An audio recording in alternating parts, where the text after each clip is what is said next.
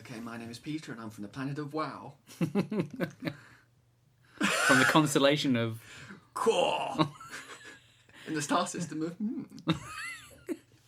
etc. This is going to go well.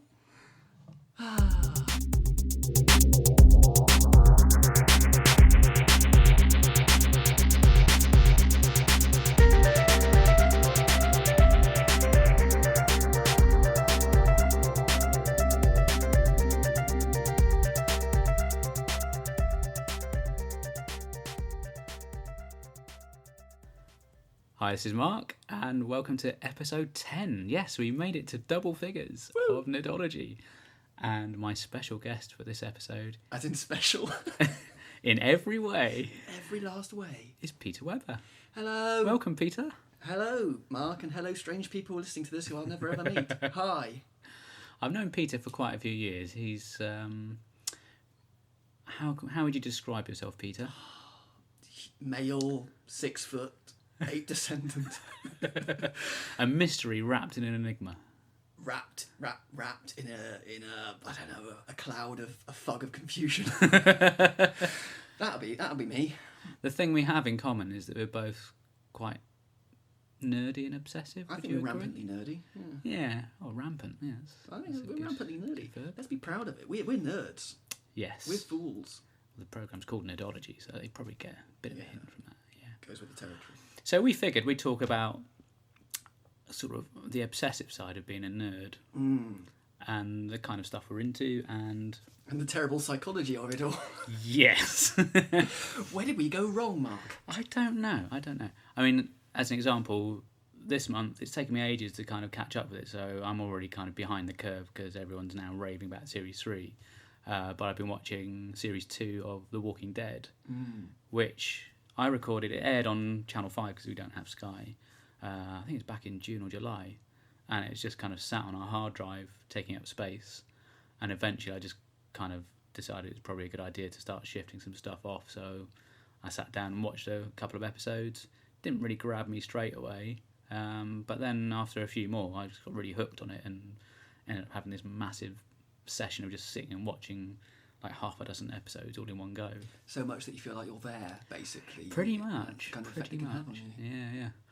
Walking Dead. Oh, it's one of those shows. I love zombie films, and I really wanted it to be good, and it kind of is good. I mean, you watch it, most of it is good. We're picky, aren't we, as nerds? It's like most people just watch Doctor Who. We don't. Well, we do, but we don't. We scrutinise it in our tiny rat brains, and we pick it apart. That's what we do. And yeah, Walking Dead, I want to love it, but there's the nerd part of me will watch things on a slightly hypercritical level. The episode, this is the classic episode of Walking Dead, when the zombie's in the well. Yes.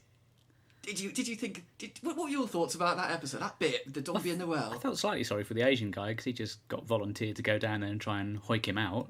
But why? As live bait. Why did he... The thing is that, right, they find a zombie in a well, in an enclosed area. A bloater.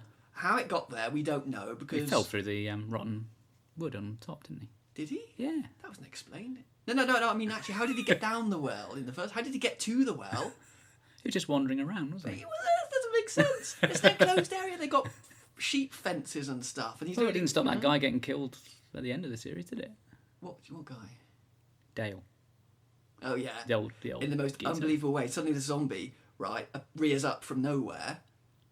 Dale walks towards this half-eaten cow. Yeah. And in his eye line, there's nothing untoward. There's no zombie. Then he gets really close, and then a zombie springs up behind him and just launches itself. It's a ninja zombie. It's a rubbish zombie. it's a poor continuity zombie. It's badly written zombie. Anyway, the zombie in the well. Right? Yes. The reason why they send the what's his name? Is it? No. What was it? I can't remember his name. I can't remember now. It's something like Greg or Colin or something like that. Anyway. Yeah. We'll call him Colin. Colin, right? What they do is they want to bring out this zombie that's in the well because it might infect their water. Yes. There's a zombie with open pustules, open legs, guts hanging out, and they think, let's not break the zombie when we bring him out. Let's bring him out complete, because otherwise he might contaminate the water that he's probably already contaminated anyway. Who's going to drink from that well? Even if they brought the zombie out completely, you're not going to go, well, we'll have a go. You know, we'll have a thimble just to see if it does turn into a zombie. Who's going to risk it? You're going to go to another well, aren't you? Because they do have other wells, apparently. Yes, they do. What a waste of time. Well, it was in the end, because they ended up shooting him and It split up it all everywhere. splattered everywhere and went down the well again. Then they decided, well, we're definitely not going to drink that now. We're definitely not. Before, we might have had a quick sip just to see if it did turn us slightly into a zombie, because we're going to risk it, you know. But now, no, not with all the entrails, guts and gore in there. I think a lot of people had a bit of an issue with the amount of time they spent on the farm because of the first series. They thought it was going to be like another sort of urban. Yeah. But I quite liked it. I thought it was a change of pace. It was a nice idea, but I've not read the comic books, but another friend has, and he was saying how in the comic books they're only on the farm for a very short amount of time. Right. So what they did with this series was they dragged out they basically put a load of stuff in. Yeah. But the problem is that it doesn't actually make sense when you assume that they've been there for months, presumably. We don't know how long, because it's very sketchy about. Yeah, but it's definitely a long time. But long enough for them not to have made any escape plan, long enough for them not to shore up any defences. You know, long enough. And it doesn't quite. You know, they've been there for so long, and it's very late in the day when they decide to get taken in by the rest of the family. But that last episode, that was a problem episode as well, because that was about 3 episodes packed into one episode. Yeah. It was too much happening. All the non-speaking family characters, they died, which was so obvious. It was too obvious. It was like the kids who've never spoken before. It's like the red shirts in Star Trek. Yeah, they were the red shirts in Star Trek. And the RV, you know, the door happens to be unlocked, and they all stumble in, you know, and it's like, oh, for crying out loud. And also dramatically, it was rubbish as well, because I don't know if you remember the scene where the zombies all start piling against a wooden fence. Yeah. And what they should have had is that wooden fence in front of everyone else so they could see the gradual build-up. Yeah. And it would have been quite good dramatically. But that happens away from the house. Yeah. So it's just one of those things that dramatically it was poor. It just didn't really. And then they all start marching, all the zombies start marching on the house, which is, you know, you think would be quite tense. But suddenly they're everywhere. They're all walking in one direction. Yeah. But what happens is some of them break through, and then they decide to take on the zombies by shooting at them. They can already see there's more than 10 zombies there. There's quite a lot of zombies. But then one extra zombie presumably comes along, and they go, "There's 101 now. There's too many of them. Now it's time to panic. Now it's time. There's 3 at the back there. Oh damn! Let's get out of here." Well, of course, they find out in that episode, or at the tail end of the previous one, that it's not just a case of being bitten by a zombie now. You can effectively be a zombie just by dying. It's really confused. The logic of it isn't quite. There's loads of logical implausibilities with it. Like as I was saying about all the zombies come in one direction towards the farmhouse. Yeah. But then all of a sudden, it cuts to them being everywhere. They're behind the farmhouse, like, you know, quite quickly. They walk quite slowly, but they're suddenly everywhere around the back of them. Yeah. So there's no sense of continuity. It's all a bit, you know, it's as if there's like bits that they've been hacked out of the finished episode, which would have explained the fact they've probably all sat around playing tiddlywinks while the few of the zombies shuffled around the back and thought, we'll get them now. So it's you want it to be. It should be. It's so simple. It's just zombies. It's just dead people shuffling along that can kill you. It's a very simple thing, and somehow they do manage to stuff it up occasionally. And it's kind of frustrating because they've got the budget there. Yeah. You know, the zombies look great. You know, when they're not doing implausible things like sneaking up on Dale. And it's a nice. You want it to work so desperately, and it's kind of almost there. But did you want Carl to get his comeuppance? Which one's Carl? The annoying little child.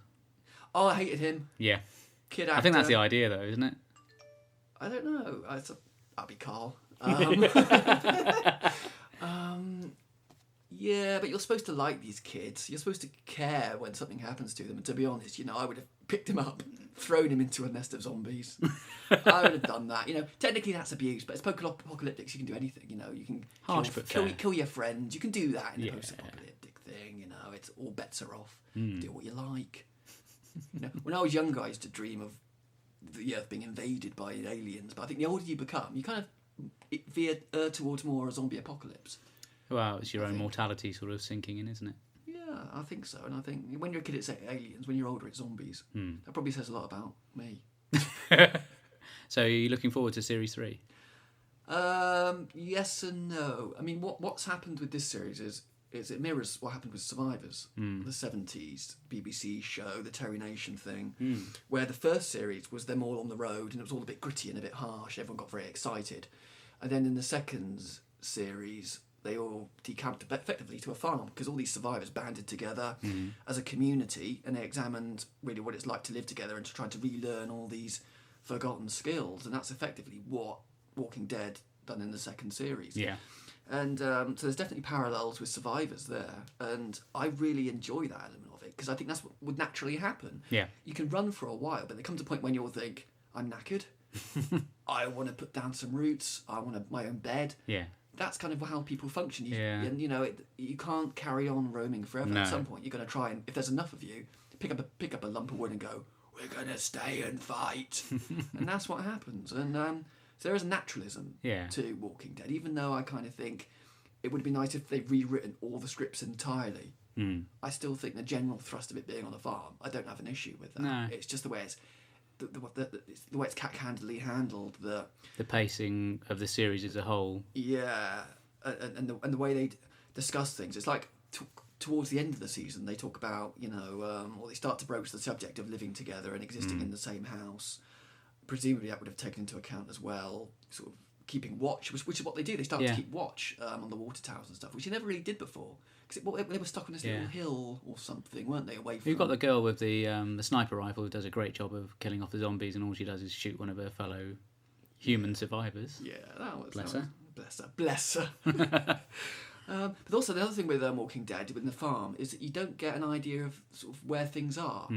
Like, there are quite clearly a lot of zombies around, but there's no sense of how come they're so protected. Yeah. And all you do see, you do see these flimsy little wire fences, which, there's no sense of how big this area is, whether there's a natural rock face that's protecting 3/4 of the farm. Well, they've got that sort of boggy area, haven't they, where they keep on finding these zombies where they've got sort of trapped. But it's not very I can't clear. imagine that's going to be all the way around, can you? When you mentioned Survivors, what I thought would be quite nice, before we did this show, I kind of put out on Twitter and Facebook if anyone wanted to sort of come in with their sort of experiences of their own nerdiness and their own sort of obsessive nature. We've had some feedback on Facebook from J.R. Southall. Have you heard of him? Never. No, he's an enigma. Yeah.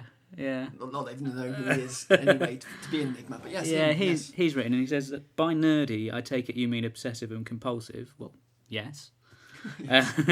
Survivors, the TV series. I bought the original independent box set DVD releases and then rebought them all again, having bought them once upon a time way back when on videocassette too. I think he bought them twice, effectively. I think that's what he's saying, isn't he? Yeah. I think he was hoping for some sort of remastering effort. So I used to own an original copy of Terry Nation's novel too from back in the 70s, but lost it when I lent it to someone who moved away without ever having given it back. That's a bit evil, isn't it? He's told me that before. Yeah. I do know him.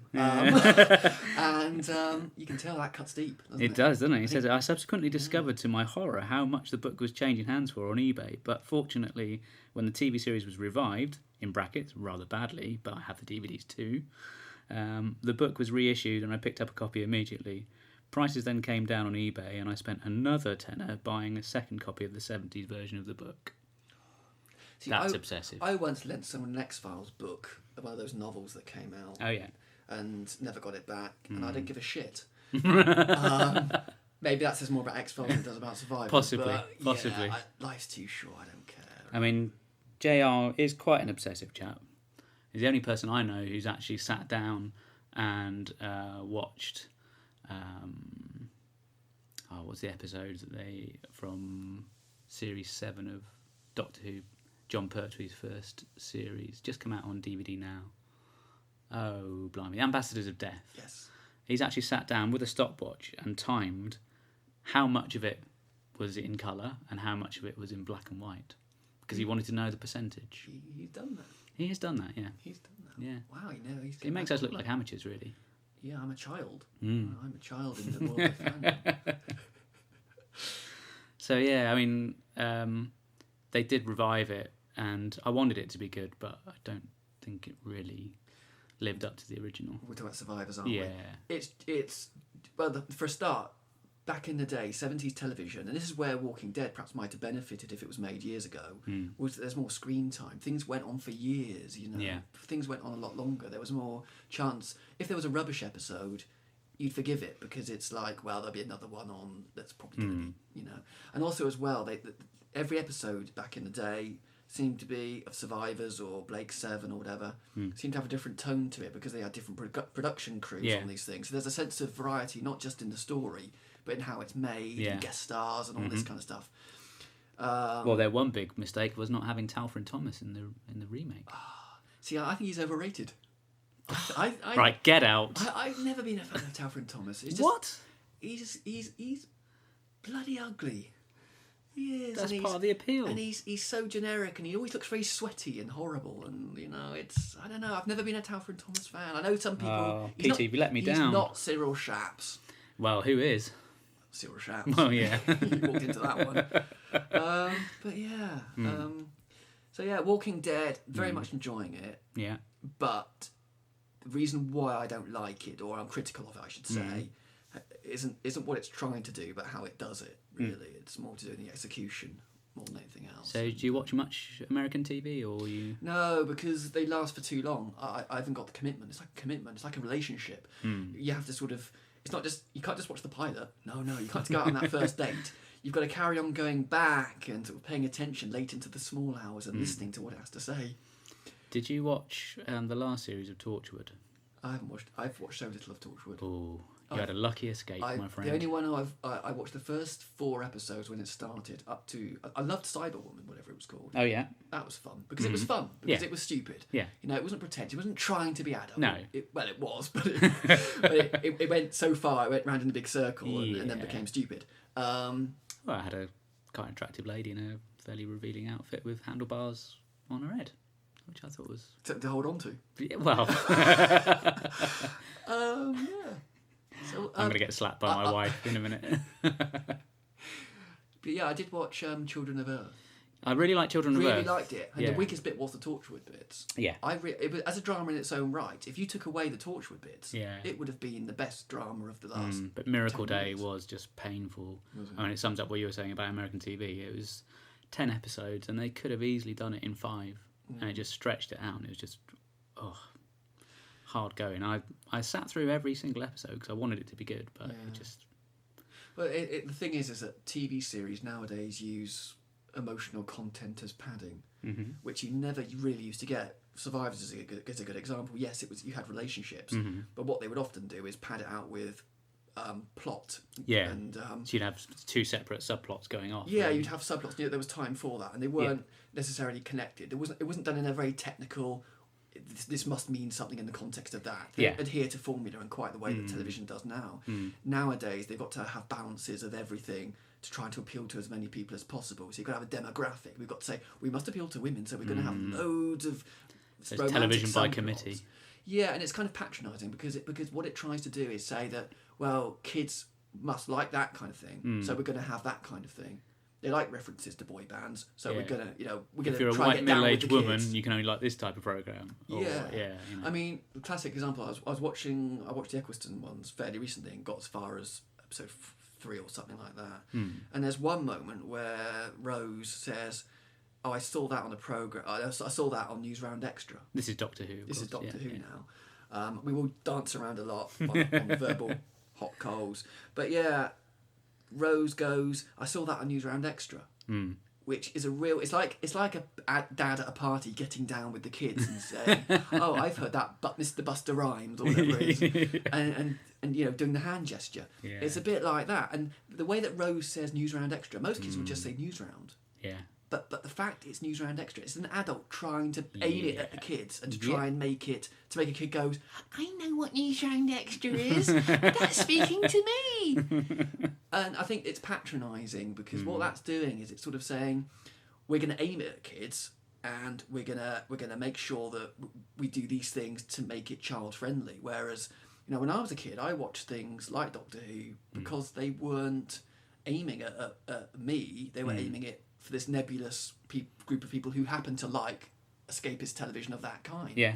It was a lot more, you can come along for the ride if you like. I think it was an institution, wasn't it? It was something that had been around for so long when we were kids that you just kind of, it was something everyone watched. Exactly, and it was just there, and you joined it. It didn't pander to you, but you watched it enough to then go, I like that, and I'll watch it, and that's how you get on board with these things. The problem with television is like the problem I have with the very early sort of return Doctor Who's, and a lot of other series actually, is they do try to sort of be tokenistic, or they do try to aim it for everybody, but then water it all down, so you don't quite get the horror and suspense you might like because of the kiddos. But at the same time, you don't get the sort of it's not purely for kids because they've got to have a certain amount of adult stuff because it's an adult show as well. So they're trying to straddle all these things. What they should just be doing is writing something in and of itself that's a complete product. That's obviously, I mean, when you think about it, what actually makes, this is a debate as well, what actually makes something adult? For me, it's just sex and swearing, really. I mean, that's what really is, that's the difference between making something for kids and adults, really. Because a kid can watch something that's quite intelligent, providing it doesn't have swear words and boobs. I remember really Christopher Eccleston saying at the time that he took on the role that he wanted to do something for kids because he'd never done any kids' TV before. And he said he felt it was really important that you should make TV for kids in exactly the same way as you do for adults because they shouldn't be talked down to or patronised. They're intelligent enough to pick up on plot points and things like that. Exactly. And also it means that the kid has to work with something to appreciate it. They might not get everything. It's like when I watched the McCoy ones when I was a lad, I didn't understand everything that was going on, but you kind of work with it and you get especially bits. Ghostlight. The thing is, I find Ghostlight absolutely fine. I love it. I understand it as well. That makes more sense to me than Battlefield. Because Battlefield makes less sense to me because the whole knights, but they're from the past, but they're from another dimension. But they're all wearing armour, but they can fly in space, and they've got laser beams, and that's more confusing. Can I say mindfuck? You just did. Good. That's how you get better, I think, these things, isn't it? Can I say this? Can I say that? But yeah, Battlefield was more confusing because that made less sense. The world it was trying to convey was far more abstract than something like Ghostlight, which is effectively a house full of weird people who are evolving and it's dealing with evolution. And it takes a lot of thought, but it forces your brain to sort of. I mean, I've got nieces who get subjected to CBBC, and it's a monotone splurge of noise, all aiming to be for the kids. And because they split them all up onto different channels, 24 hours a day or whatever, kids. I don't think get subjected to things which maybe they might not understand, but which might take them away from the kids' TV, and might make their brain sort of work with something. It just takes something small, sparking their imagination. And to get them to think there might be the turning point watching something like Ghostlight, where they might watch it and go, what does that mean? And even if they don't understand it, their brains are engaging with it. And they might, even if it's completely wrong, have their own theories. And I think that's what television. It shouldn't be. I hate patronising, and that's what a lot of television. That's what Doctor Who did. I've got to say, as much as I do like the Ecclestons to a point. Watching them again now, it does strike you with the Moffat ones as well. How much more basic and broad stroke they actually are, and they're trying to be a bit of everything. Jack of all trades, master of none, I think. TV does tend to date fairly quickly as well, doesn't it? It does, and there are references to. Well, there's a boy band person in one of them, Fear Her, wasn't it? Where there's a poster of an X Factor or something like that as a winner, and I think even if you kind of know who he is at the time, give it 3 days, give it 3 hours, you're not going to have a clue who this sod is. He's just a face on the thing, and that joke, that moment on the screen is a complete waste of time for a future generation. Because that means nothing to me. And it's trying too hard. It's the camera is effectively saying, "Look, it's someone you know, or you're supposed to know," and we're going, "No, we don't. Tell us a story." Fear's not exactly top of my list, but I do know some people who like it. Elements of it, like the scribble. I love the scribble as a concept. The scribble is brilliant, and people sort of forget that when people talk about stories, they do tend to overlook things which I tend to think about. But there's a lot of received fan wisdom about how you're supposed to feel about certain stories. Yeah, I've learned not to sort of go along with the tide. I just tend to view it in isolation. I'll watch it, and if I like it, I like it. If I don't, I don't. Exactly. That's why I tend to avoid forums these days. I don't really tend to go on those. Yeah, I mean, I used to throw myself into fandom quite a lot. But I used to go to conventions. I was in London for a while, so I went to the tavern, the Fitzroy Tavern, which is where you're supposed to go. I went on and off for about a year, you know, and lots of adventures there. I say adventures. Lots of mediocre things. Lots of Doctor Who fans. Lots of Doctor Who drinking fans. beer. Yeah. Some people were cool and some people weren't. And yeah, I think with nerdiness is when it's funny as a nerd. It's always other people who are nerds, aren't they? Isn't it? It's always other people who are wrong. You know, I think that's the thing about nerdology. I think is everybody probably thinks, and it's like, I don't mean it in a bad way, but everyone's got these slightly arrogant views about what constitutes nerdiness, and I'm just as guilty as anybody else. You know, I think, oh no, I laugh at them. I think it's been reclaimed to a degree. I mean, if you think back to the 80s, you had all those movies like Revenge of the Nerds, and they're sort of stereotypical.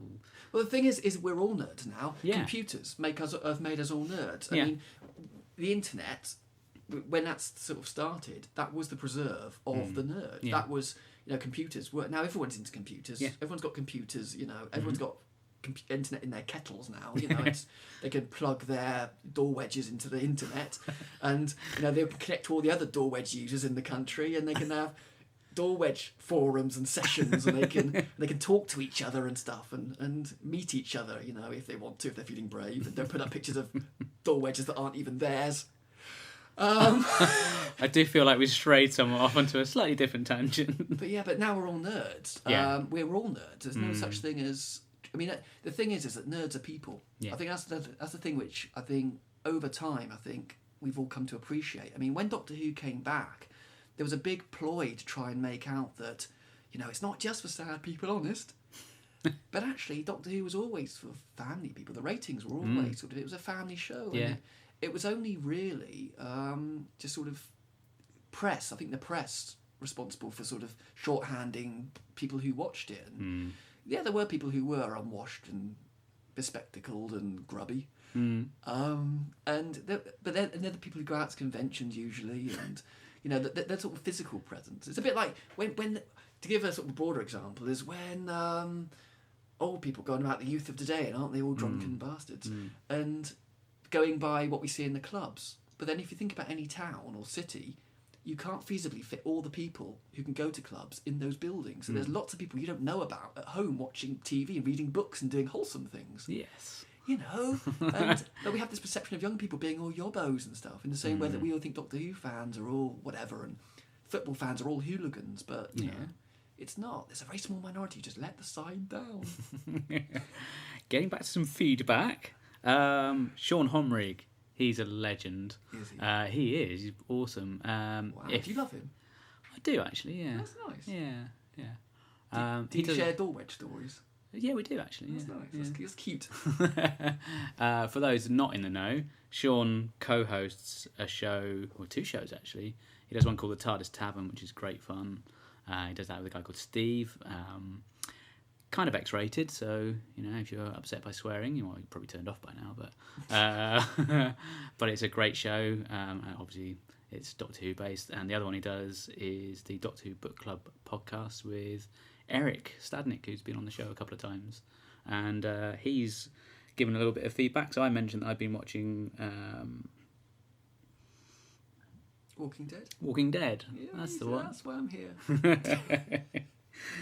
So he says, you probably know what my favourite show is. A little something with the initials DW. Doomwatch? Yeah, Danger Mouse. That's a good programme. But since you brought up American dramas, I think one of the best has to be Breaking Bad. Now, that's one I haven't seen yet. Everyone I know online seems to rave about it. And he said, I watched all 4 seasons of that masterpiece in a heartbeat. It is to television what The Godfather is to cinema. That's pretty high praise. It is. Unless he hates The Godfather. Well, we possibly. don't know. Well, really I'm guessing he likes it, yeah. A hard-working, honest guy who gets in over his head and ends up on top. Great stuff. Oh, and American Horror Story. That's another thing I keep hearing about. That's not too shabby as well. So those are his recommendations. There are so many shows out there. We live in an age now where, if it was the 70s, there was only about 10 shows by then that were made, which people raved about, which were classic. And nowadays, there's so many things out there. Chances are you won't have seen it. The way we watch TV is different as well, because you know you've got all this on-demand stuff now, so you can kind of. Do you think stream we're drowning it in stuff? Do you think we're drowning? I think it's a good thing in a way because you've got sort of content available to watch whenever you want it, but I think it just means you have to be a bit more choosy about what you watch. It's not like you just sort of sit down and just turn on the TV and just watch a whole channel for a night hoping that something good's going to come on. You can actually pick the programming that you want rather than relying on the people organising the schedule. Which makes Doctor Who an even more of an oddity because of its long standing. We have to watch it through thick and thin. Yeah. Whereas other shows we might have turned off if it was the same quality or whatever. We might have you thought, I'll come back when it improves. We have to watch it, even during its darker moments. We have to go, do you know what? I've got to because I have to. And we have this thing, don't we, where you have to. I had a slight wobble during McCoy's era. I really, really had problems with Time and the Rani, and that kind of put me off for a little while. Yeah. I can't remember. I was a very young person at the time, and I didn't really have quality control. Any sense of this is terrible, this is good. I watched it and I liked it for what it was. Tech traps, I clapped and stuff. Not physically, and that'd be mad. But kind of, it was monsters. That was good enough for me. But with looking at that era now with hindsight, I did love the fact that it, the thing about Time and the Rani is it might not have worked, but its heart is in the right place. And that's what shines through with that. I can defend Time and the Rani because when you think about Trial of a Time Lord, which was very stodgy, intensely long and repetitious and flawed, Time and the Rani is a breath of pink fresh air. And I like that. So I applaud it on those grounds. On the Blue Box podcast that I kind of appear on, which is the other show, JR, who we've mentioned already, really likes that season because he says, as you say, it's a breath of fresh air after quite a few years of what he likes to refer to as the show eating itself, where it's kind of consumed by its own continuity and just kind of alienating your casual viewer. They've gone completely opposite direction, tried to come up with something new and different, even if it doesn't necessarily work straight off the bat, but they're trying something different. I think it settles down quite quickly. I mean, the thing about season 24 is that people talk about it as one entity in a way that they don't talk about other seasons like that. With season 24, when people slag it off, it's, season 24, can't watch any of it. No one would ever watch season 13 and sort of, put I don't know, Android Invasion or Hand of Fear in the same bracket as, they kind of distinguish between the stories a lot more. But season 24, it's always spoken of as season 24. People don't seem to be able to differentiate the subtleties between Paradise Towers, and there are subtleties and brilliant sort of differences between all those stories in that one season. But it's seen as one entity because there are some people who really can't get over, even nowadays, years after the event. You'll still read a comment from an irate fan who can't let it go. Well, that's the thing with the DVD releases, is because they're not releasing them in series order, it does give you, if you're coming at it completely afresh, you're getting to see them perhaps with different eyes than perhaps somebody who was watching at the time.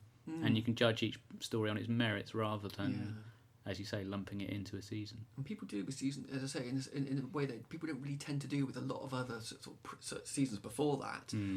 People appreciate that in any season there are different stories, but I think people find it hard because they can't see beyond the sort of the brightness and the glitteriness and Sylvester McCoy, and it's as if they're all the same, they're all equally bad. When I think that's a bit unfair because Paradise Towers, if that had been the first story, perhaps we might not have this kind of season 24 lash, really. Maybe we might have perhaps be a bit more just. But I think Time and Rani is a bit of a stumbling block for some people, which takes presumably the entire era. Pretty much. It's quite a big effect, really. Well, I felt I came back into it really more towards the end on the original run, and I really liked what I was seeing, and unfortunately it sounded, it's a bit of a cliche now, but they were just starting to get things right again, and they decided to cancel it. Yeah. Which, that was the very year that they cancelled it was when I started to become, and I officially consider myself to have started being a fan, because that was when I coincidentally started to get the videos. Yeah. So for me, it timed it quite well in the sense that, I could watch the videos when there was nothing on TV. So you wanted your fix. So I managed to get my fix naturally anyway, so it timed it well. You had 26 years worth of what's archive left to of go back them. over. Yeah. Yeah, and that was wonderful. And I think that's the wilderness years. If it hadn't been for the videos and the new stuff that we could see, perhaps I would have felt it a lot more. But luckily, I didn't because you had sort of rented the Cybermen and the Pertwees and all that kind of thing, which it was like a whole other world, really. Yeah. It was wonderful. Never forget that. So one thing that I kind of, if I'm thinking of what makes someone nerdy or nerdish, it's obviously you've got that obsessive side of things, but it seems quite common. A lot of people who are of that sort of frame of mind tend to be collectors. What do you collect? In my time, I've probably collected bits of everything. Like, especially the wilderness years when I started, there was obviously no new Doctor Who, so it was videos, and so I obviously bought the videos, and that was a necessity in its own way. Started buying Doctor Who magazine around that time. While later there were the new Adventures books came out, and I started reading those. And then eventually there were audio plays, which I started buying or keeping up with quite fastidiously. And in each case I stopped after a while because it wasn't what I wanted. In each case, with the big finishes, I got through about 15 audios, and then decided no.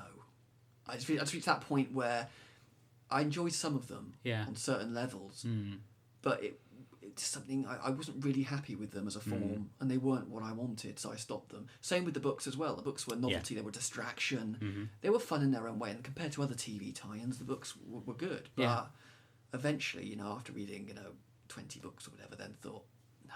Well, the thing with Big Finish now, I like some of the stuff that they produce.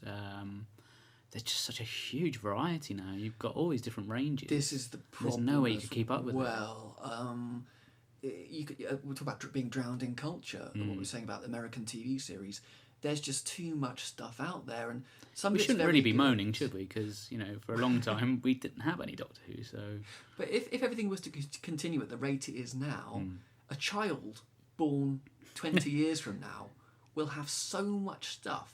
They will have to keep up with all the history, and if they like all the books and the plays, they will be constantly wired in to Doctor Who constantly just to try and manage, to try and take in the entire canon. And this is why when people talk about what's canon and what isn't, canon should we'll come to a point when canon will be considered to be what a person can conceivably stomach of any one form that. In their regular day-to-day lives, because canon will be dictated by the volume of material. Because we can all read a pot noodle book, we can all read something small like a Target book because they're so small and dainty.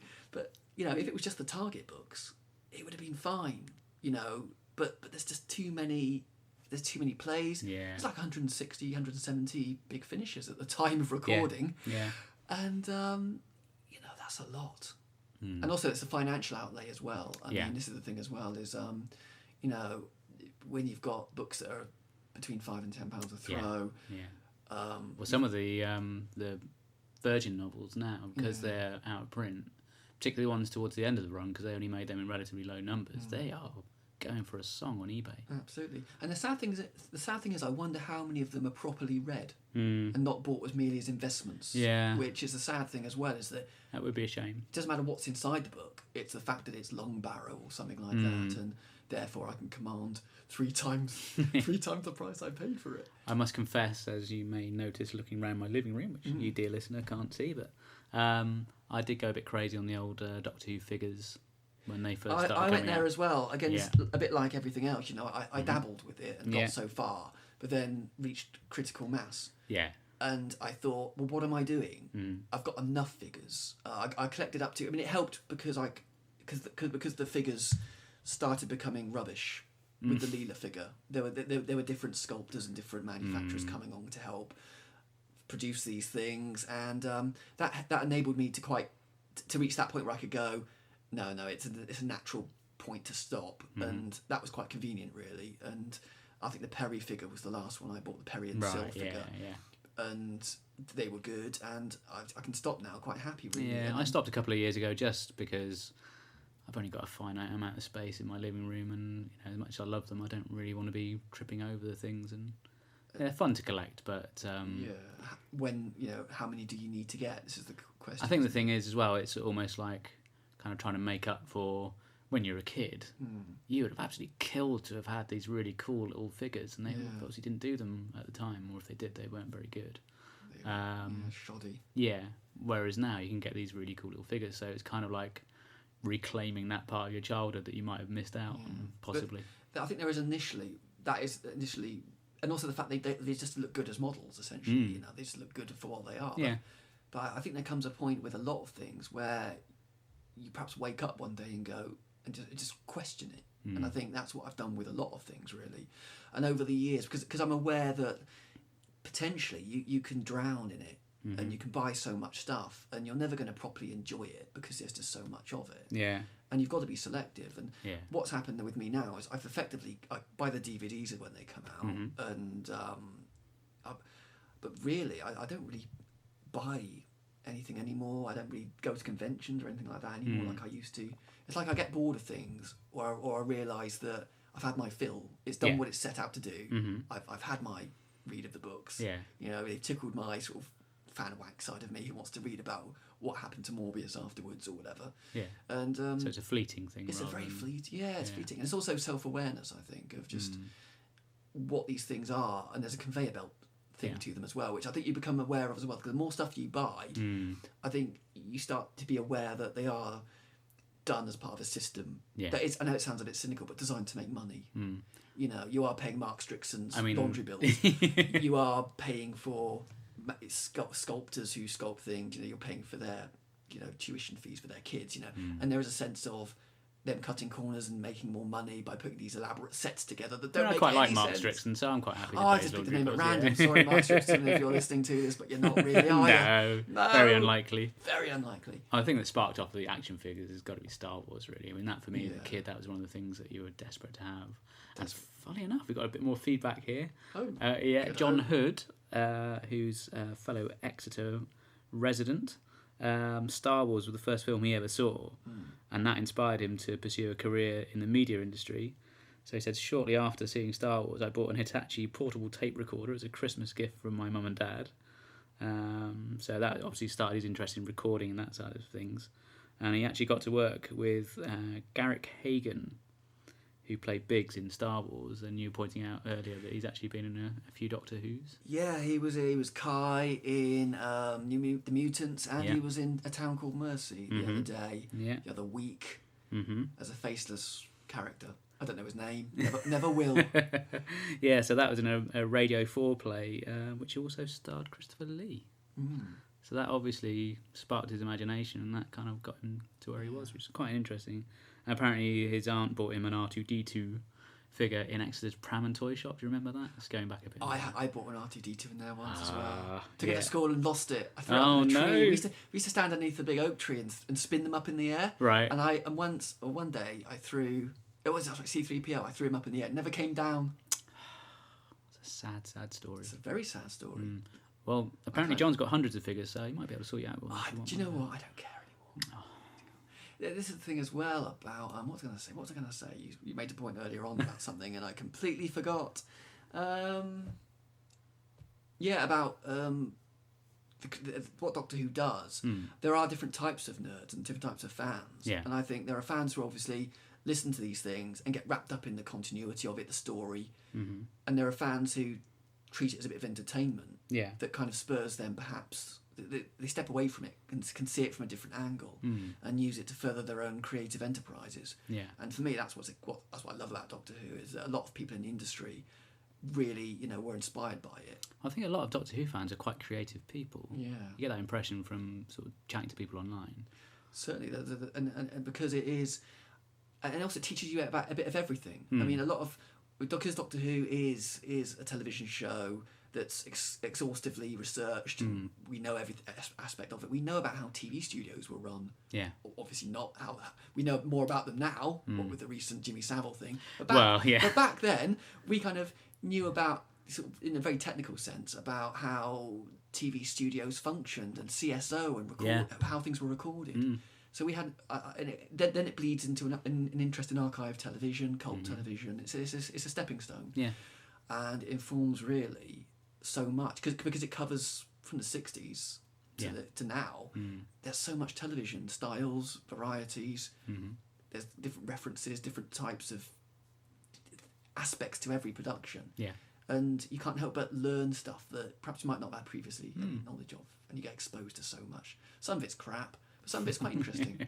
And along the way, and it kind of fires you up. And I think a lot of people probably think, oh, I'd love to be involved with painting people's faces green, or or putting continuity references into dramas, which would work perfectly fine without me. So it kind of inspires people, and I like that. So yeah, it certainly inspired me to. I like writing, and I like, I mean, you've written professionally, haven't you? I used to be a critic for a magazine, and I've written lots and lots of. As a student, I've done stuff, and nothing of note. But yeah. Oh, I think you're doing yourself a disservice. Magazine is, to be honest, nowadays, and writing for a magazine, everyone does it. It's not really. Hi, JR. Hi, JR.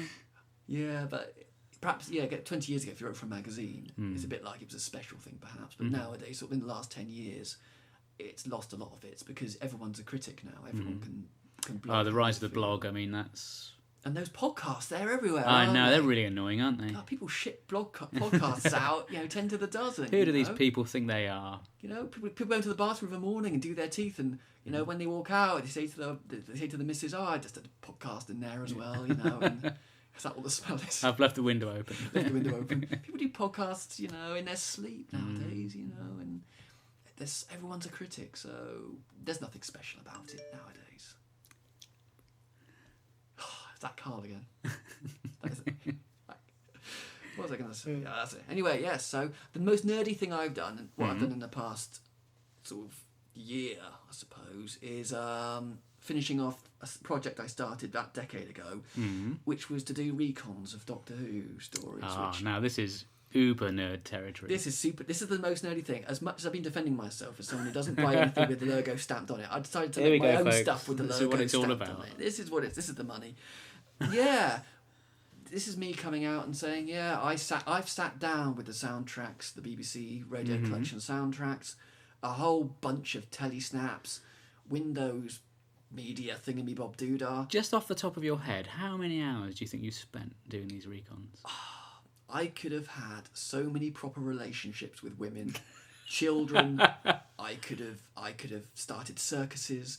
I could have moonwalked. I could have tamed lions. I could have crossed the channel in a canoe. I could have done proper things. Things that people would clap when you say that.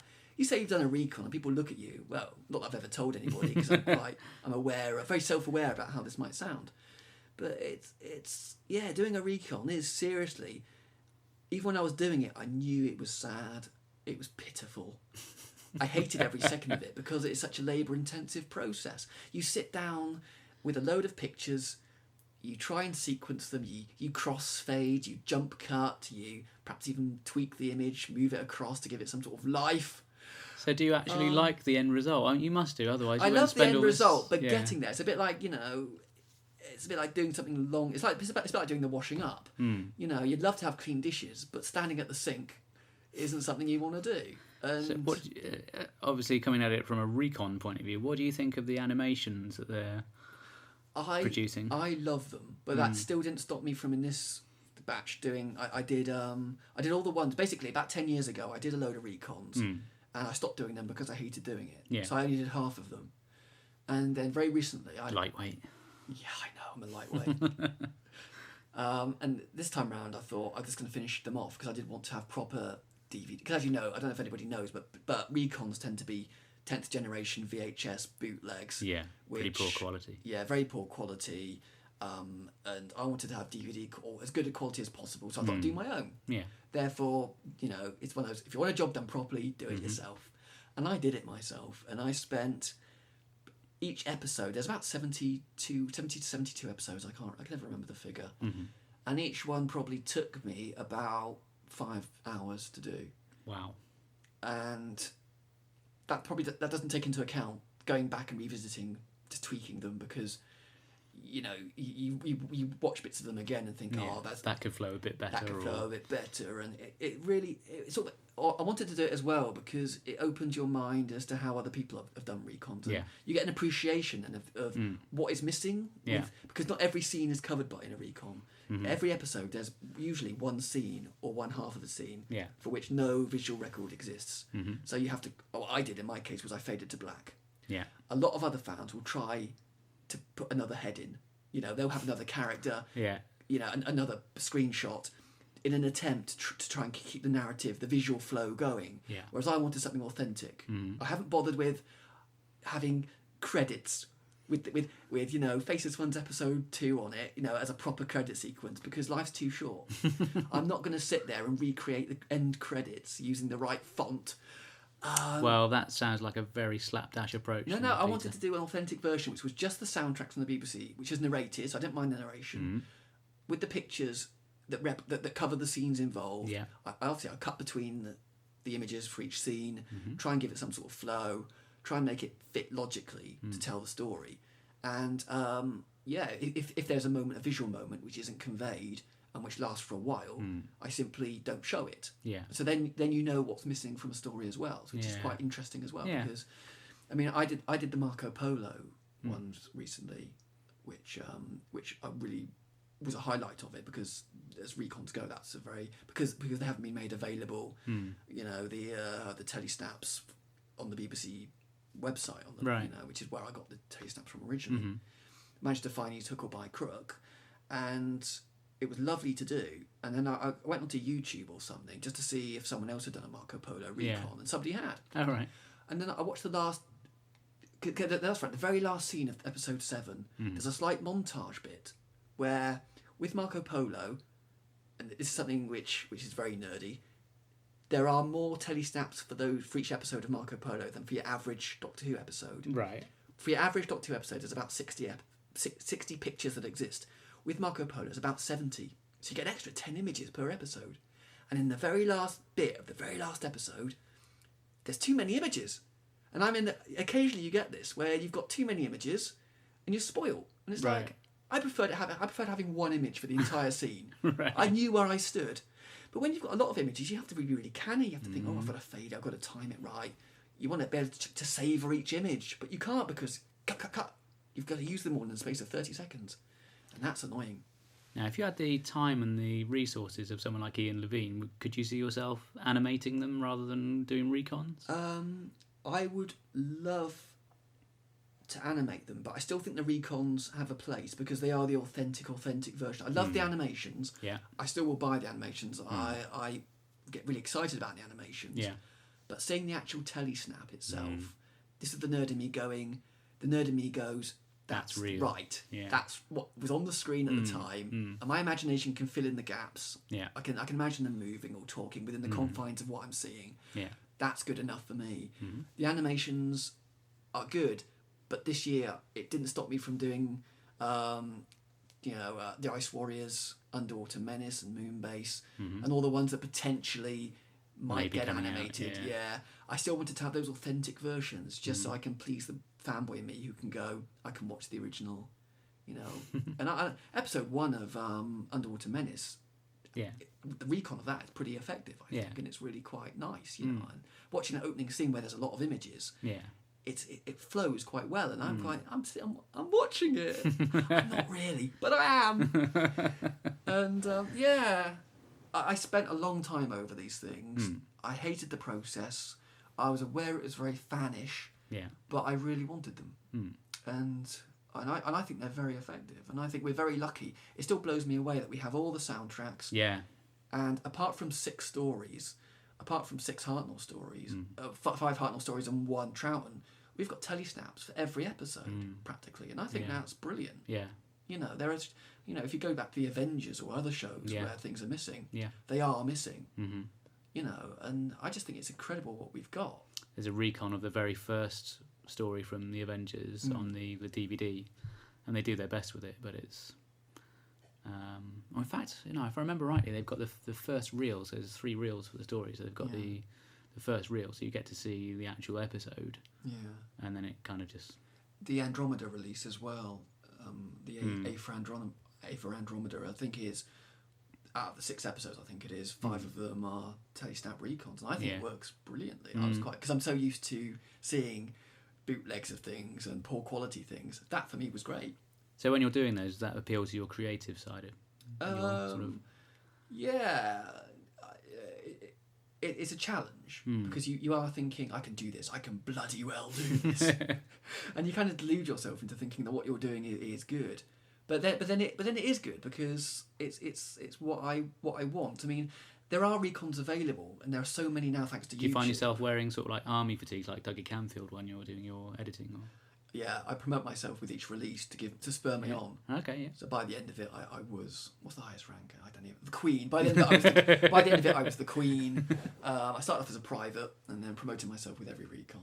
I should be calling you Mom then, really. Should be calling me Mom. Yeah, okay, I'm sorry. And but yeah, I watched somebody else's Marco Polo. The last few minutes of Marco Polo, I wanted to see how somebody else had done it. So I went onto YouTube just out of curiosity to see how they had done it. Yeah. And they used an image of Kublai Khan, right, which means nothing to you or anybody listening. But the angle is shot from below, and yet at the end of the scene, Marco Polo is standing next to Kublai Khan. So directorially, you've got a wrong image of Kublai Khan cut into the last bit, which was used extensively earlier on. And I think it just doesn't fit with the look of it. Yeah. So people do sort of,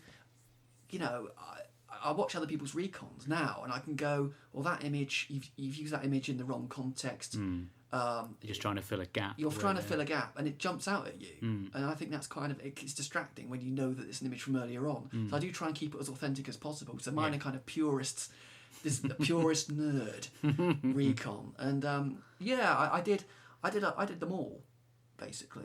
I did every story. I've even printed out DVD covers.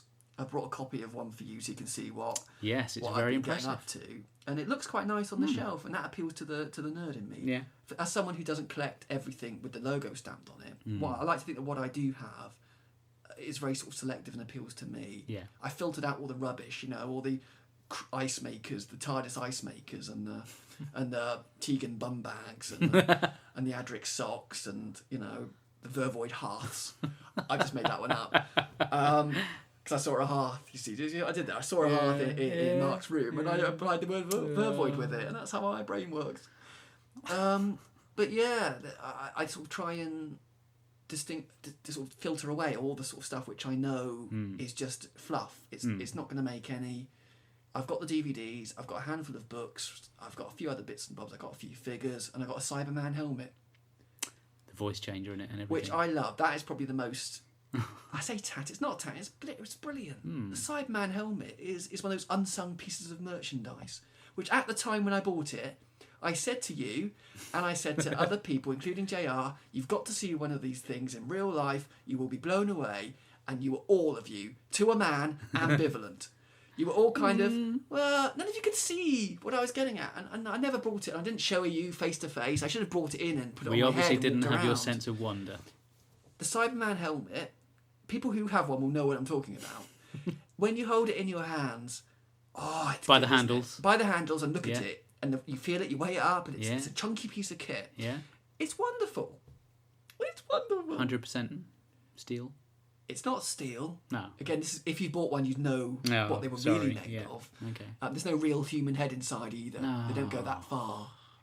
But it's a wonderful. You've ruined the effect now. I've ruined the effect. But it's a wonderful piece of kit, and it's one of those things that I think just doesn't get talked about as much as it should. Obviously, Halloween's coming up soon, so is that going to get broken out of its packaging and used? No. It freaked my mum out. I'm sure. Because you can't see the human features. When you see one in real life on someone's head, and when someone turns their head, it does look so like something on the TV because you could be a bad actor and put a Cyberman head on and move around, and you will look like a Cyberman. It's idiot proof. A twat can put on a Cyberman helmet and look like a Cyberman. That's how. Maybe I'll give it a try. Maybe you should. But yeah. That's probably the piece of merchandise which is the most fanish. I think that is the most fanish piece of merchandise I've got, in the sense that it's got the Dot 2 logo on it. It was mass produced. It was sold in toy shops, and it serves no legitimate function in my life apart from just being there. It's a piece of aesthetic, is what it is. Yeah. I love it. We do have some very creative people that listen to this show, which amazes me, frankly, because I'm a bit of an you should be amateur doing and I creative just things, person Exactly, listening to this. yeah. You should be painting and sculpting and writing. and cooking and going on tours in big yellow buses, displaying your work to the local townspeople you come across. You should be doing that. Now, there's a very nice chap called Declan May. You know, he lives in Belfast. He listens to this show. Hi, Declan. Hello. Hello. And he sent what is effectively like a little mini essay. It's fantastic. All right. So it's entitled My Nerdish Obsession. So he says, perhaps well outside the realms of what is normally considered a nerdish or geeky subject or topic, but I have, for the past 8 years or so, had an absolute and all-consuming obsession for the work of Dirk Bogarde. Wow. It all began when I was living in France. See how he just shoehorned that in, yeah. And in a second-hand bookshop in the centre of Paris, I came across 2 volumes of Dirk Bogarde's autobiography, An Orderly Man and Snakes and Ladders. Having had up to then an only passing and abstract notion of who Dirk Bogarde was, I knew he was an English actor, I bought these books with no real foreknowledge or expectations. It was as much a surprise to me that having read both books in 2 days, I was absolutely ravenous for more. And he goes on to say, fast forward to the present day, I have multiple editions of each volume of Dirk Bogarde's memoirs. He wrote 10 volumes. Wow. That's some going. Including signed copies, foreign translations and audiobooks. That's hardcore. Wow. I'm surprised Big Finish haven't adapted them. Well, give it time. I also own several editions of each of his 6 novels. I didn't even know he'd written novels.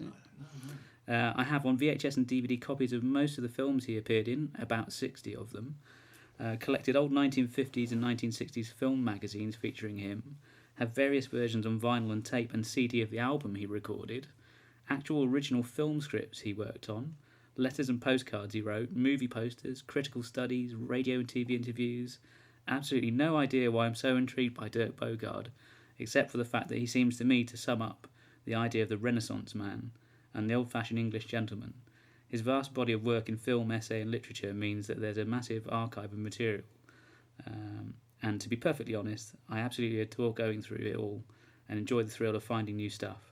I suppose the pinnacle of my obsession with Dirk Bogarde is that I wrote a radio play about a part of his life that thankfully has been commissioned. It just goes to show that even the oddest nerdish obsessional pursuit can bear fruit. Imagine if in that bookshop there'd been autobiography of Noddy Holder. Exactly, it could have all been so very different. It could have been. It could have been. Wow, Dirk Bogarde. Yeah. Wow. Thanks for that, Declan. That was awesome. That's a mastermind subject right there, isn't it? See, Yeah. That's the thing about our nerd obsessions. Yeah. Is that they're kind of very often they can be very commonplace in inverted commas. And Doctor Who, everyone could do Doctor Who, you know, but Dirk Bogarde is. Yeah. It's nice to have one that's obscure or a bit sort of off the wall, Yeah. rather than one that everyone knows about. Because everyone knows about Doctor Who and could go on and talk about Doctor Who, and because it's so prevalent. But it's nicely done. It's almost worth trying to root out something really obscure. Well, it's funny how you can come across something that you perhaps haven't encountered before, and you'll watch it. So, for instance, we did a show earlier in the run about I, Claudius, which I'd never seen before, and just had the urge to watch it, and I thought it was the most fantastic piece of television. It is absolutely wonderful. And it kind of spurs you on to watch other things you might not necessarily have watched before, or read, or whatever it might be. I mean, in a way, archive television is when was it Declan was talking about the fact that Dirk Bogarde has done so much. That's a bit like archive television. There's so much out there. Yeah. You almost feel like it's a bottomless well. So you know that you can get wrapped up in it, and you know that you probably can't get bored of it because there's too much. It's a bit like you don't get I'm trying to think of a really short-lived TV series. I don't know.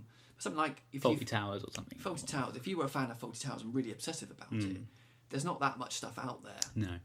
Where there'd be the DVDs, script books, John Cleese autobiography, and a few other biographies of the main cast, and then it would stop. Yeah. Then you'd have to move on because unless your brain can't continue to reread these things without going mad. But the fact there's just so much out there. I mean, maybe this is why Big Finish, will continue forever. Yeah. Because there will always be people out there who will just They've got an appetite for that particular. and it just won't stop. Yeah. Which it's nice if you can do it, I suppose. But I think because with me, the TV series is enough. Had this TV series not come back, I might have been swayed to stick with Big Finish in a bigger way.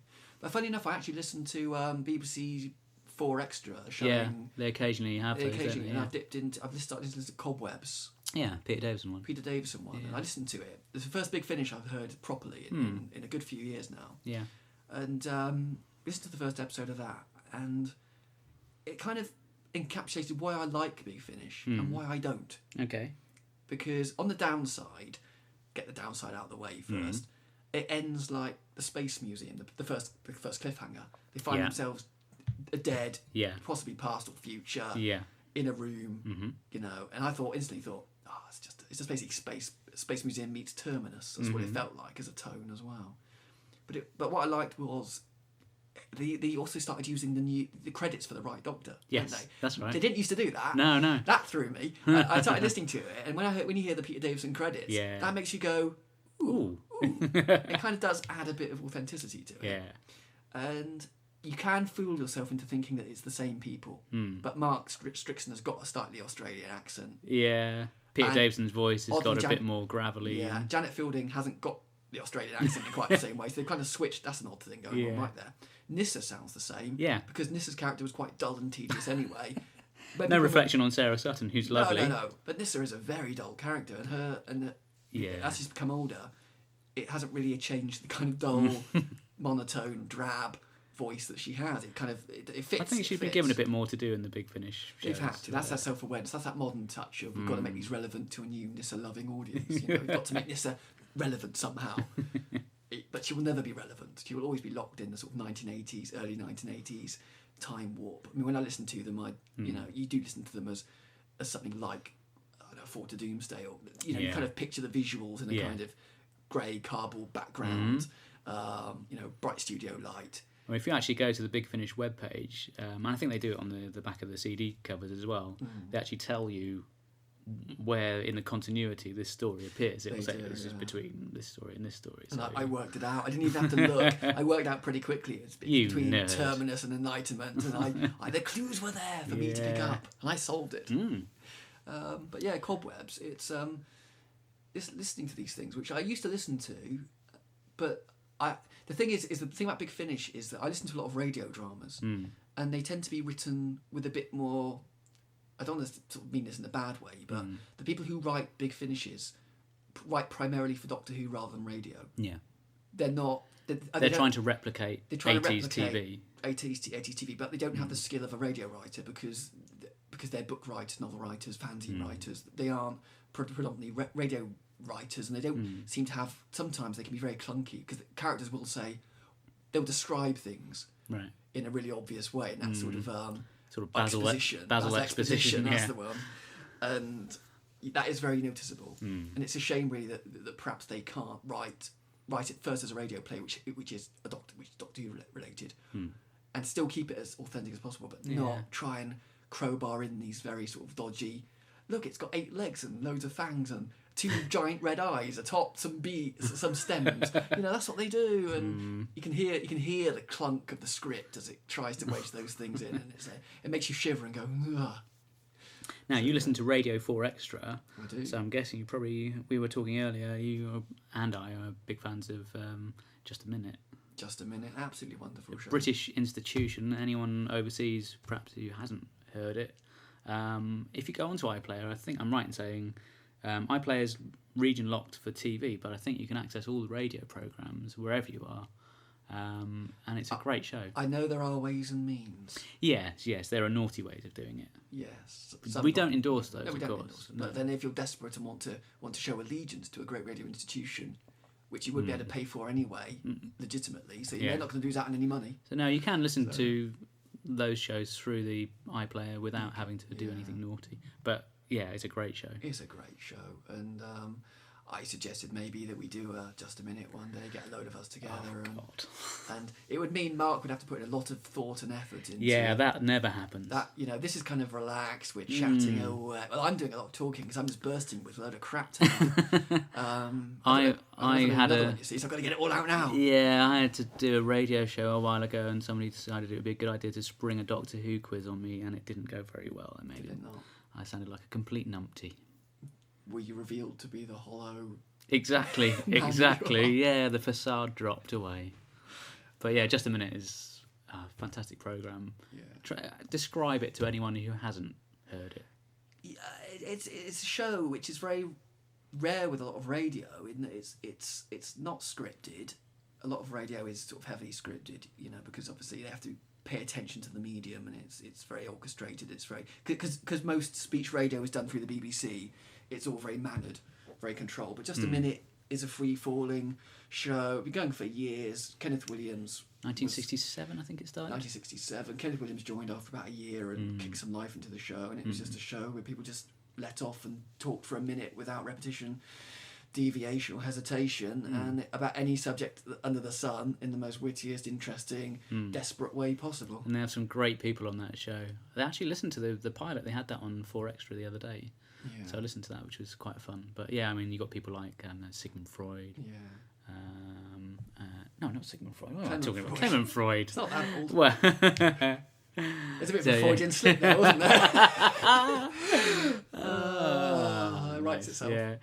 So Clement Freud, Paul Merton is the sort of the modern genius of that programme. He is. He got me listening to radio actually, because I started listening to the radio in early 90s, and I knew from Have I Got News For You that he contributed to Just a Minute, and started listening then to Just a Minute through Paul Merton, and I loved all that. And in a way, and radio is an interesting thing, because radio is a nerdy thing as well. I mean, in a way, I'm quite surprised sometimes with how many people do listen to the radio and listen to things like Just a Minute. Yeah. And people who you wouldn't normally associate with listening to the radio turn around and they know about I'm Sorry I Haven't a Clue or these other programmes. Yeah. But I always associate the radio as being a very nerdy thing, because it's a bit like Doctor Who. You tend to watch it on your own, or you did once upon a time. Yeah. Anyway. Doctor Who is a very solitary pursuit. A lot of nerdy things, genuinely, are things you can't do with a group of people. Yeah. I think there's a perception that's why it's sad.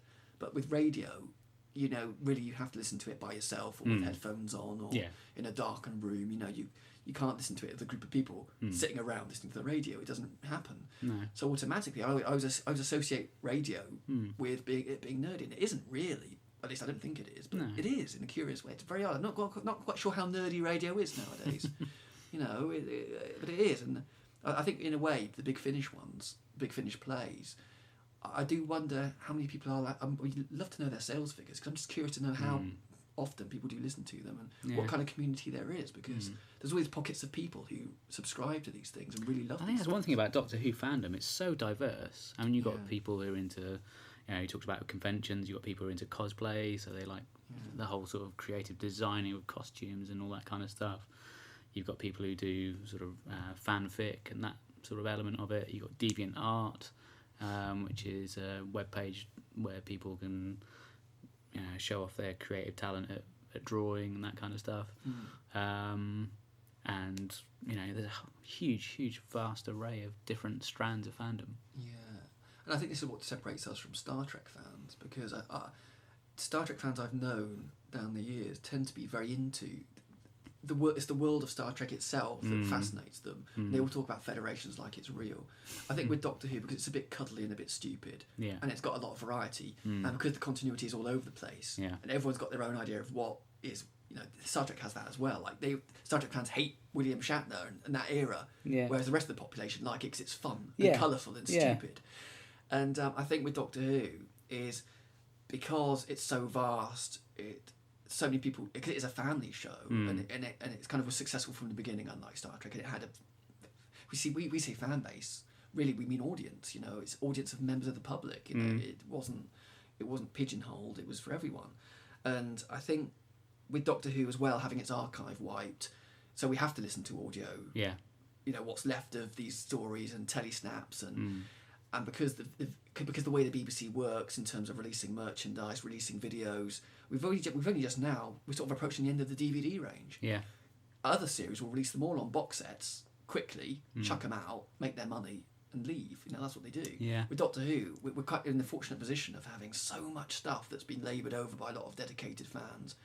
And there's so many scraps of things and odd episodes and animations. Yeah. We kind of have to adapt. And the wilderness years as well. I mean, it forced a lot of people perhaps to read, take other art forms of Doctor Who. The comics came into their own a bit more then because we had to take what you could get. Yeah.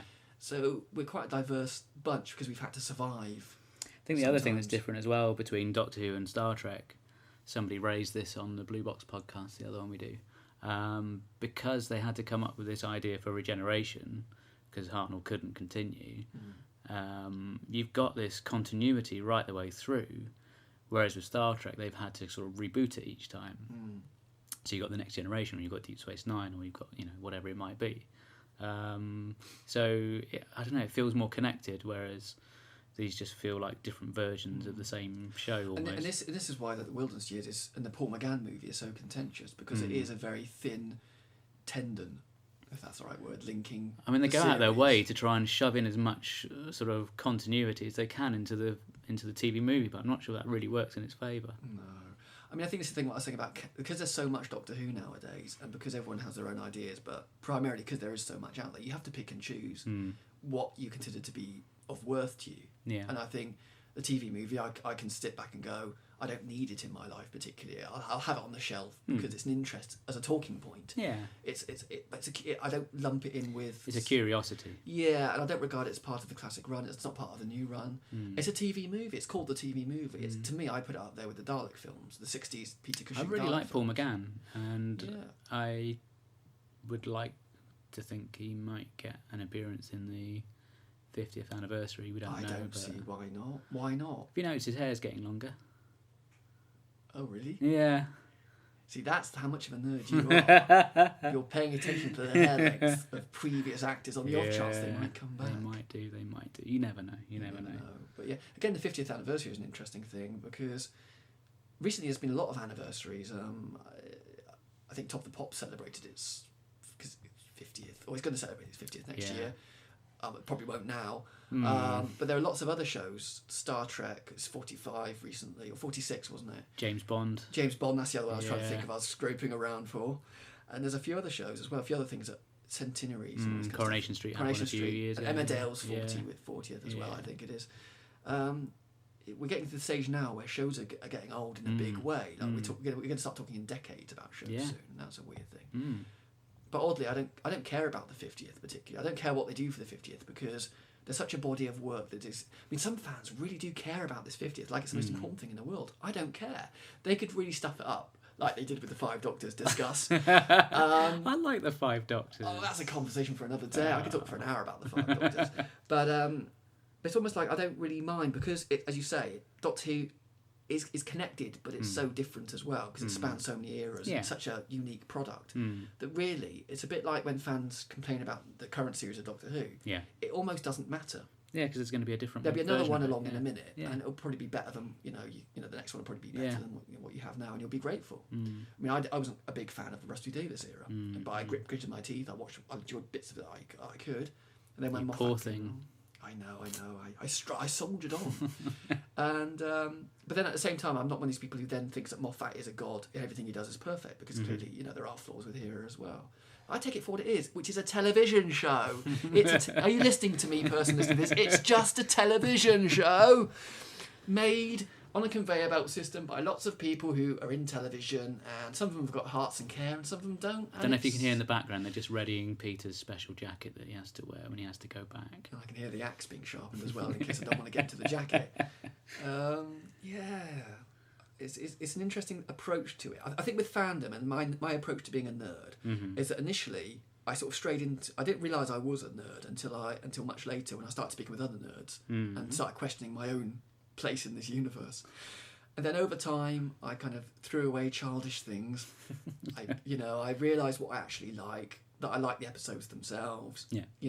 There's no point in trying to with the new series replicate the past. Like people say, oh, it should be like the Tom Baker era. It should be like season 7 of the John Pertwee era. it should be what it is. It should be made. It should exist in its own vacuum. And some people like it, some people won't. The people who make it because they want to tell those stories and not aim it at children or old people or fans. Make it for what it is. Tell good stories. And if you go along for the ride and you like it, brilliant. And if you don't, well, don't complain about it because you can go back to season 7 and watch Ambassadors of Death on a loop until your eyes bleed. And that's the beauty of the show because it's so long and it will carry on going on forever now because it's like Sherlock Holmes and I don't know, Sherlock Holmes and Dracula and lots of other it's an institution. Characters. Characters. Yeah. Okay, we've got a few more bits of feedback here, and then I think it's getting to the point I've been talking a lot. I'm very sorry. Yeah, you're going to need a drink soon. I'm going to need a drink. Lee Rawlings, have you heard of him? Vaguely. Yeah, vaguely aware of him. Yeah. He writes in. Well, first of all, he's gone for sort of the literary take on it. So for him, the short story "The Machine Stops" by E.M. Forster is the best short story ever written for science fiction. So that's something he obsesses about. He works in a library. He does, doesn't he? He should know. He should. Yeah. I read it 23 years ago and have seen the world turning into this story. I also love The Signalman by Charlie Dickens. I assume he's Charles Dickens. Yeah, he's being informed. He's so pally with him. He is, isn't he? Yeah. Name dropper. Charlie. Chaz. Yeah. I really like that story. My attention span has got worse and worse over the years, but I really love that story. Is it one you've read? No. Check it out. It's really good. The Signalman. No, I haven't. No. Yeah, it's a short story. It's really good. Very spooky. What else does he have to say? He loves Star Wars, Monty Python, Hammer Horror, Spaced, Brass Eye, Young Ones. Yeah, pretty much things that I like. Yeah, as well. and he goes on to his musical tastes. Mike Oldfield, Jethro Tull. I love Jethro Tull. He's brilliant. He's brilliant. Well, it's basically a guy called Ian Anderson. Ian Anderson. That's the name. So it's basically him. It's like Pink Floyd, that bloke Pink. Yeah, he's great. Mr. Floyd. Yeah. Iron Maiden, and Steps. Okay, not Steps. I think that's his idea of a joke there. I love all good music, but they were influential to me in becoming a musician. Steps? I don't know.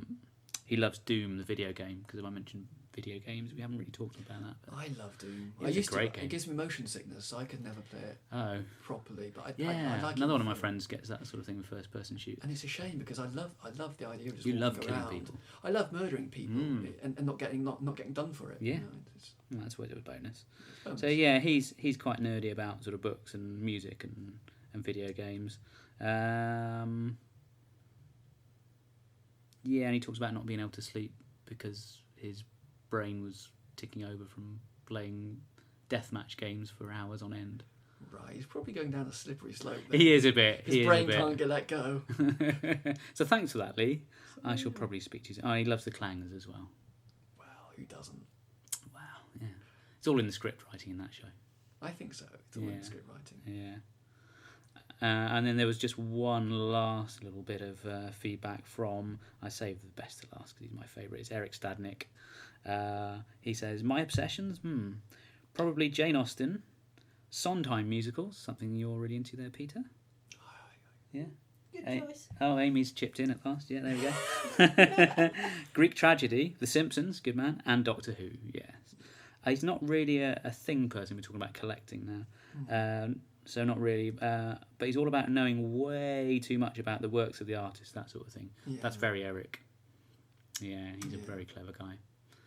Well, that's the thing about me is I'm very minimalist anyway. I don't like having clutter. And I kind of used to, but then I reached that point where I realised, what's it all for? You know, you just accumulate. There's a programme recently, if anybody saw it, something like one of those, we're going to tidy your house up and throw everything away type shows.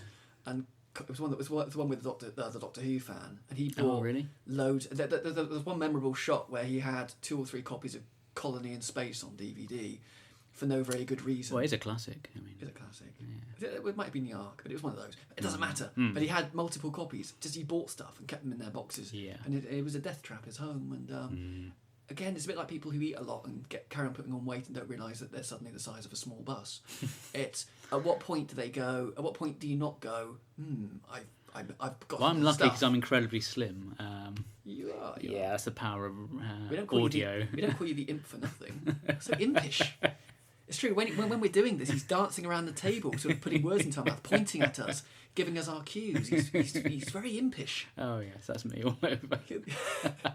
Very impish man. Unfortunately, I think most people possibly might have seen photos of me on Tinternet, so that's not true. Shattered the illusion. Yeah, sorry.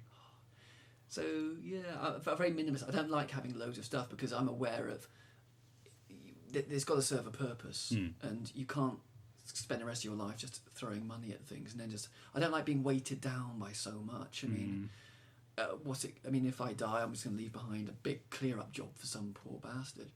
You know, I'm not very conscientious like that. I just think, again, what Eric said earlier on about, it's about how you think about things, and it's as long as you've got just enough to fuel your imagination, which is what I think Doctor Who has given me. I don't need a figure of Scaroth to somehow it doesn't have a connection. I'm not going to look at it and then realise that I'm not going to discover new dimensions to this character or this story. He's a great figure, though. No, it isn't actually, because hasn't he got big balls on that one? Pardon? He's got a big crotch. I can't remember. Isn't it something to do with his trousers aren't right? I don't own that one, but it looked quite cool in the picture. Perhaps he'll take off his trousers and there'll be a big green mass or something like that. just like the end of episode 1. Well, his wife never seemed to catch on, did she? She wouldn't complain, would she? Well, no, exactly. Especially if in the dark, they're all the same, aren't they? Yes, anyway, on that bombshell, normally on these shows we tend to ask the guest, is there anything in particular you've been watching recently or reading or any kind of music you've been into that you can recommend for our listeners? I've been listening to a lot of In Our Time, a Radio 4 show. Yeah, that's one that Eric listens to a lot. Really? Yeah. Oh, me and Eric. Yeah. Sitting in the tree. LISTENING to In Our Time. Yes. In Our Time is a wonderful show because, again, it's that thing of it doesn't patronise you. Like a lot of television shows on history have people walking around pointing at things and repeating things, really obvious things like, and these people wore hats. Here are some people wearing hats that we filmed in a desert. There they are again, looking up mysteriously into the sky. It's all very sort of padded and very sort of within Our Time. You can learn everything you need to know about Cleopatra within 30 to 40 minutes. It's very concise. It's just based on words. Sometimes it goes a bit over your head, but I love the fact that it's, and also they put the entire history of In Our Time in the last few months downloadable from the BBC website. So there's many hours worth of every obscure subject from history. What they do is they get a panel of people, a bit like what we do, but more informed. We get a group of people sat round talking about, Hadrian's Wall or whatever. Yeah. And they talk about the history of it and conflicting theories if there's a bit of mystery. And it's really quite informative. And so if after this you're inspired to listen to more intelligent people, I could do no better. That's probably not too difficult, but I could do no better than to recommend In Our Time as something really worth dipping into. And it's one of those shows where, cause if you go through the entire history, there's always going to be something where you'll go, I'll have that, or I might be interested in that. And before you know it, you've got the mini library. Yeah. And they are wonderful shows to have. So In Our Time with Melvin Bragg, Radio 4 show, but there's an archive all downloadable in really quickly, and I'd recommend that. So that's what I've been listening to sort of on and off over the last sort of few months. Excellent. I'd recommend that as a highbrow. I'm telling Eric, I'm preaching to the converted here. Me and Eric, we've been there. We Hopefully there are other people listening apart from Eric, although we love Eric, so thank you for listening if you are listening. I think he's our most highbrow guest.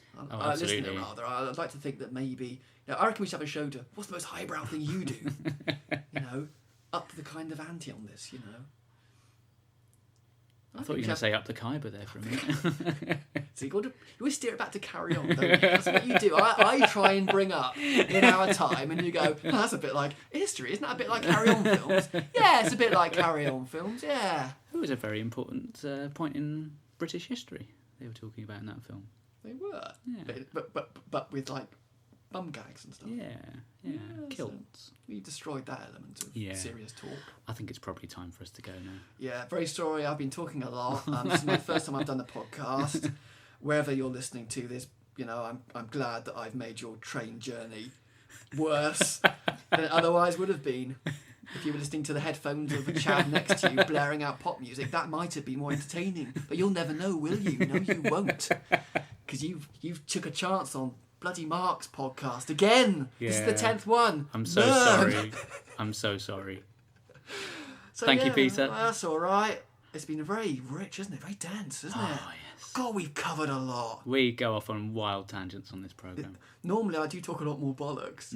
So I've been trying to steer it into the realms of seriousness. Or maybe next time you come back, we can feature on some more bollocks. I've got a lot off my chest. Thank you very much for letting me get a lot of sort of stuff off my chest to do with the recons. It's therapeutic. I spent months doing those recons. I hated every minute of it. They're coming in to take him away. Okay, that's it. That's it. We finish now.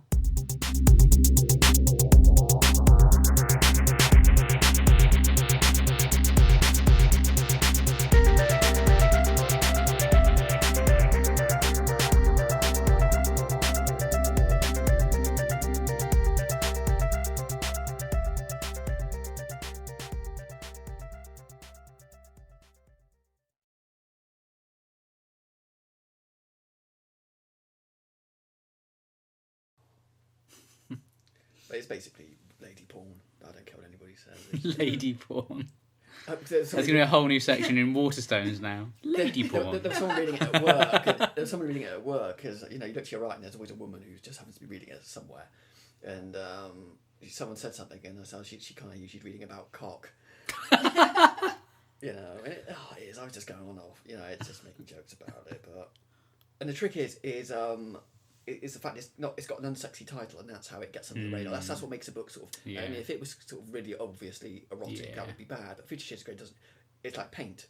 That's what it's about. Something like that.